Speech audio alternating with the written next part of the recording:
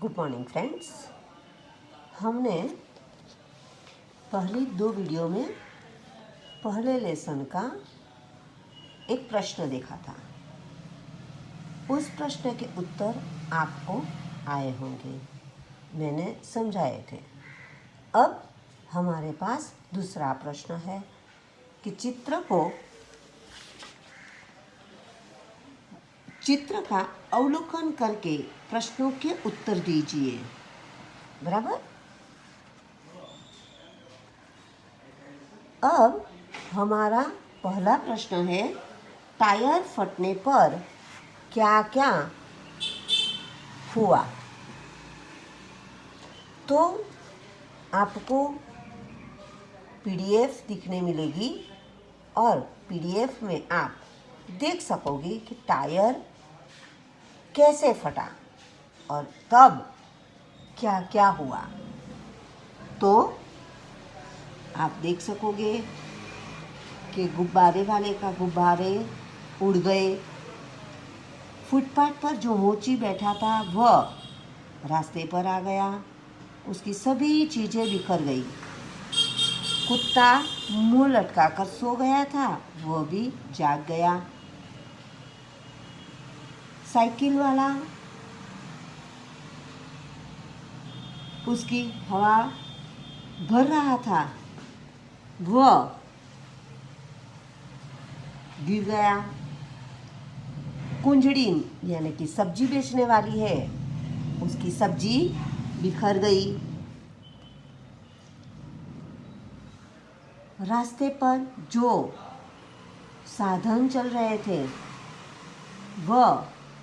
वहाँ car rickshaw वाले से टकरा गया, रिक्शा वाला स्कूटर वाले से टकरा गया।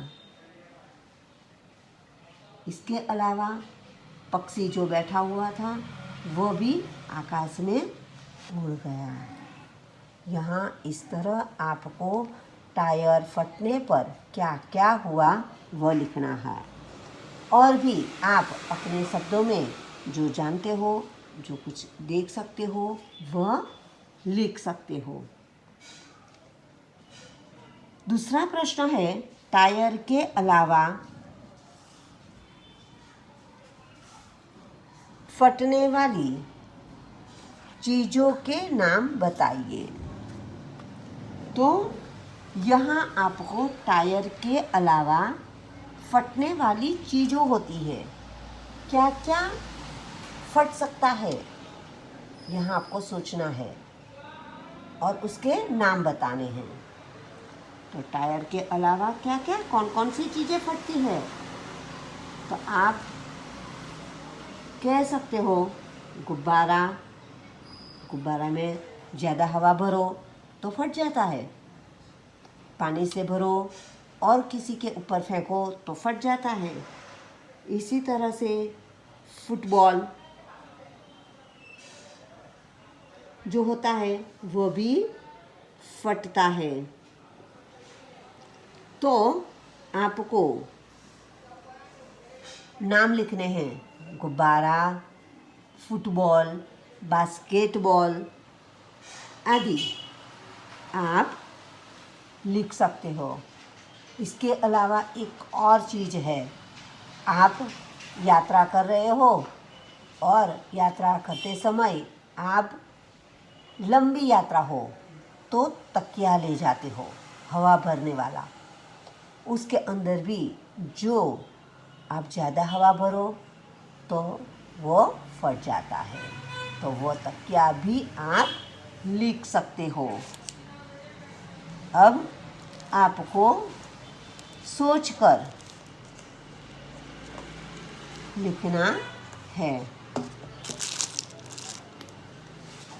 अब आप आगे प्रश्न लिखोगे।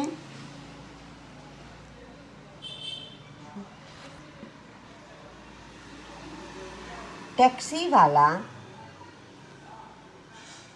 बाइक से क्यों टकराया? माफ कीजिए, रिक्शा वाला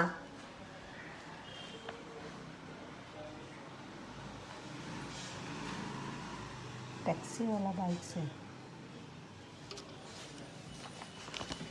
माफ़ कीजिए, यहाँ टैक्सी नहीं है, रिक्शा वाला है।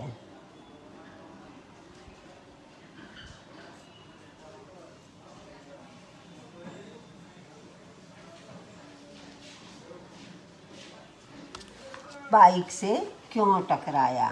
तो आप चित्र में देख सकोगे कि रिक्शा वाले से बाइक वाला टकराया और बाइक वाला रिक्शा वाले से टकराने से रिक्शा वाला बाइक वाले से टकराया।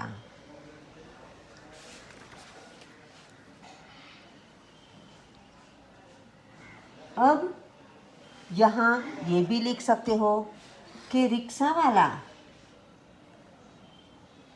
गलत रास्ते पर चल रहा है, यानी कि हम 5वीं कक्षा में यातायात के साधन पढ़ गए और वहाँ संकेतों को भी हमने जाना।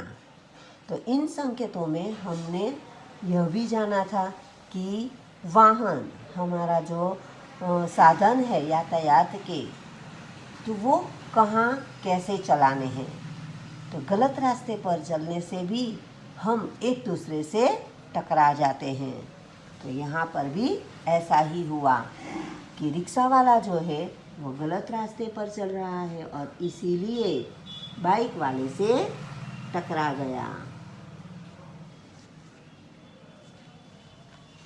अब चौथा प्रश्न है कि टायर फटने का प्रभाव किन किन वस्तुओं पर नहीं पड़ा, यानी कि किन किन पर नहीं पड़ा। तो टायर जब फट गया, साइकिल वाला टायर में हवा भर रहा था और हवा ज़्यादा भरने पर टायर फट गया और ये फटने की वजह से यहाँ सब कुछ उलट पुलट हो गया था।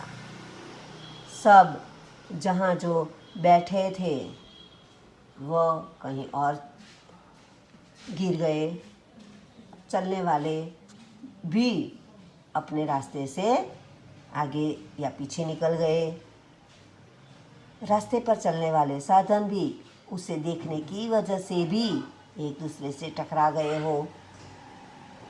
तो यहाँ टायर फटने का प्रभाव किन किन पर नहीं पड़ा, यानी कि यहाँ आपको लिखना है कि कौन कौन सी ऐसी चीज़ें हैं जिन पर ये टायर फटने का प्रभाव नहीं पड़ा।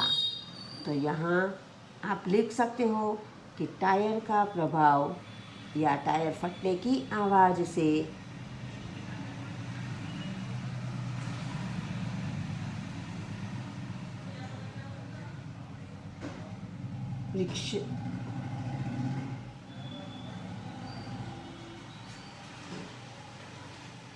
रास्ते के एक बाजू मकान खड़े हैं उन पर नहीं पड़ा, रास्ते के दूसरी ओर पेड़ है उन पर नहीं पड़ा, और भी बहुत सारी ऐसी चीज़ें हैं जिन पर उनका प्रभाव नहीं पड़ा है। तो इस तरह से आप ये प्रश्न का जवाब लिखोगे। अब 5वां प्रश्न है, मोची क्यों रास्ते पर आ गया? तो मोची क्यों रास्ते पर आ गया? मोची के चित्र में आप देख सकते हो कि मोची के पीछे ही टायर वाला अपने साइकिल के टायर में हवा भर रहा है और ज़्यादा भरने पर वह टायर फटा था और उसकी आवाज़ से मोची को पहले असर होता है और वह रास्ते पर आ जाता है। तो यहाँ आप जवाब लिख सकते हो कि टायर फटने की आवाज़ से मोची रास्ते पर आ गया और उसकी आवाज़ से वह डर गया। कोई भी हो अचानक आवाज़ आने से डर जाता है, तो यहाँ पर मोची भी डर गया और वह अपनी सभी साधन और वो भी खुद रास्ते पर आ जाता है। अब आपको और भी बहुत सारे प्रश्न लिखने हैं, जैसे कि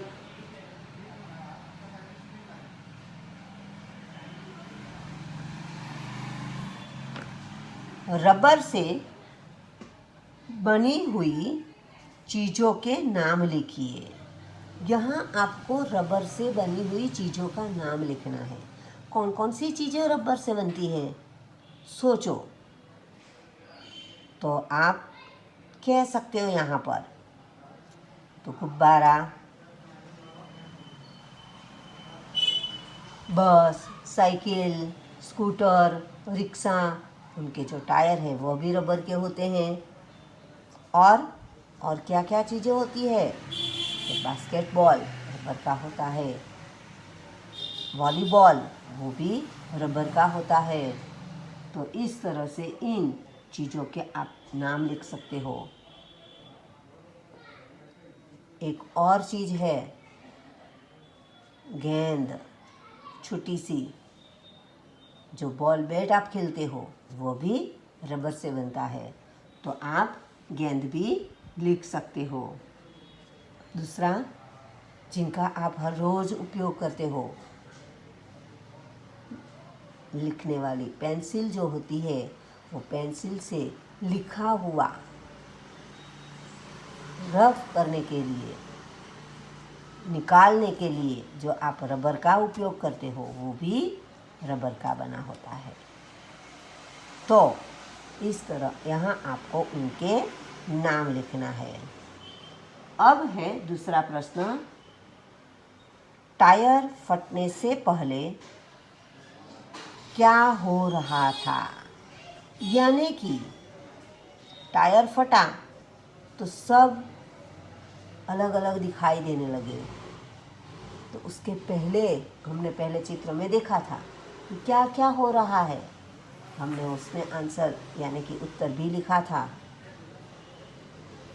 कि मोची ग्राहक की राह देख रहा था, साइकिल वाला टायर में हवा भर रहा था,